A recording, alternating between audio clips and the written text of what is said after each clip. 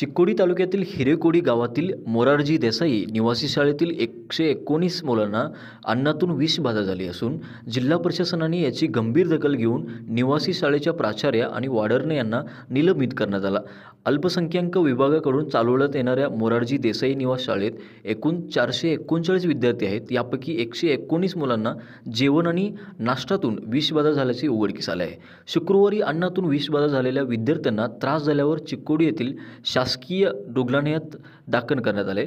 ह्या प्रकारची चौकशी करण्यासाठी आलेल्या अधिकाऱ्यांनी अन्न, धान्य आणि पाण्याचे नमुने तपासणीसाठी प्रयोगशाळेत पाठवले आहेत।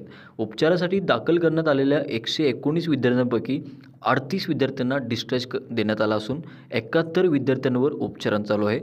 बालरोग तज्ज्ञ विद्यार्थ्यांवर उपचार करत असून वैद्यकीय अधिकारी विद्यार्थ्यांच्या तब्येतीवर लक्ष ठेवून आहेत। काही दिवसांपूर्वी शाळेची तपासणी करण्यासाठी आलेल्या पथकाने उत्तम दर्जाचा भाजीपाला वापरण्याबरोबर स्वयंपाकघर आणि शौचालयाची स्वच्छता ठेवण्याच्या सूचना दिल्या होत्या।